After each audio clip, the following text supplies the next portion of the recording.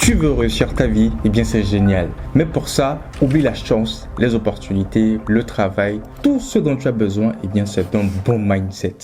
Enfin, ça c'est bien sûr ce que les gourous du développement personnel veulent te faire croire. Et aujourd'hui, on va voir pourquoi est-ce que c'est du grand n'importe quoi. Le mythe du mindset tout puissant. Le message est toujours le même. Si tu n'as pas la vie que tu veux, eh bien c'est parce que ton mindset est mauvais.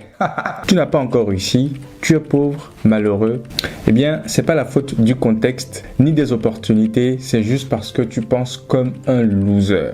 Ah bon? Donc cela voudrait dire que si j'écris par exemple je suis riche 100 fois dans mon carnet, peut-être que mon banquier arrêtera de m'appeler pour tous mes découvertes. Non mais plus sérieusement, pose-toi confortablement, on va déconstruire ce mythe tous ensemble. Pourquoi c'est un mensonge dangereux? Eh bien c'est un mensonge dangereux sur deux points. Le premier point, c'est que ça conduit à une simplification ridicule de la réalité. Le mindset est important, bien sûr, mais croire qu'il est plus fort que tout, c'est comme dire que tu peux nager à 100 km/h en plein océan juste parce que tu penses très fort que tu es un dauphin. Non mais sérieusement, arrêtez de prendre des gens pour des cons.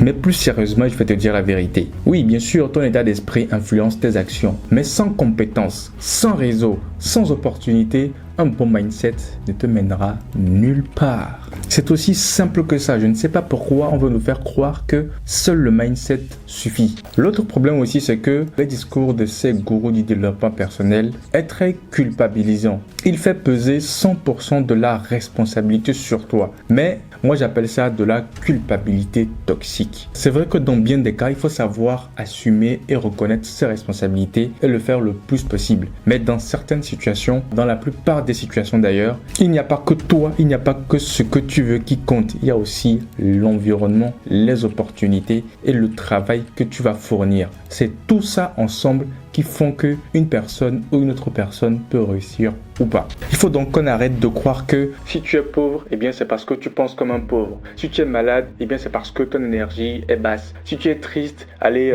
vas-y, souris et positive un peu. Il faut donc arrêter de nous distraire. Ce n'est pas de ça dont il s'agit.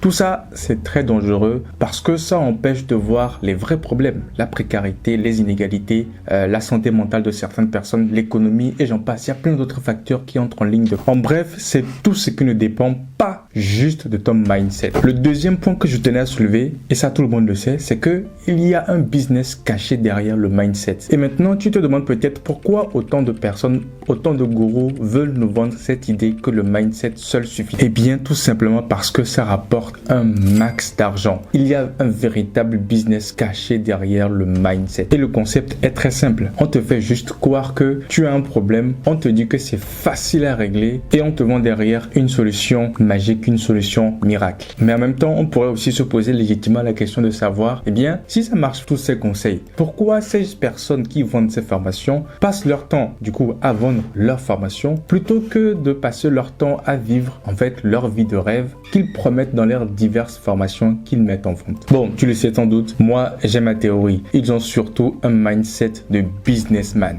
Pourquoi le mindset n'est pas une solution miracle? Alors, c'est pas pour autant qu'il faut jeter le mindset à la poubelle. Non, pas du tout. Le mindset peut aider, mais il doit être accompagné d'actions concrètes. Surtout d'actions concrètes. Un bon mindset peut te motiver, ça c'est sûr. Mais sans plan, sans compétence, sans effort, il ne te mènera nulle part. Tu peux être autant positif que tu veux. Si tu ne fais rien, eh bien, rien ne se passera, tout simplement. C'est aussi simple que ça. Que faire à la place? Alors, comment réussir sans tomber dans ces pièges? Premièrement, ce que tu dois faire, c'est de développer des compétences réelles. Il faut que tu apprennes des choses, il faut que tu te formes, que tu pratiques. C'est ça qui fait la différence. Accepte que la chance est un concept à prendre en compte. La chance est un concept que tu dois toi-même créer. Bien sûr, j'ai déjà fait une vidéo à ce sujet. Personne ne part de rien. Il faut arrêter de croire que tout le monde peut devenir millionnaire, milliardaire, juste avec un carnet et un vision board. La troisième chose que tu dois faire, si ce n'est la plus importante, eh bien, c'est te méfier des vendeurs de rêves. Si quelqu'un te vend une solution magique, miracle, eh bien, c'est certainement une arnaque. Donc, faites super attention. Voilà pourquoi ces gourous te mentent. Parce que c'est plus simple de te dire, change ton mindset que de reconnaître les vraies raisons des inégalités et des échecs. Donc, si toi aussi tu commences à en avoir marre de ces discours simplistes, dis-moi en commentaire et surtout, abonne-toi. Promis, je te promets, ici, on bosse avec du bon sens, pas juste avec du mindset. Allez, ciao!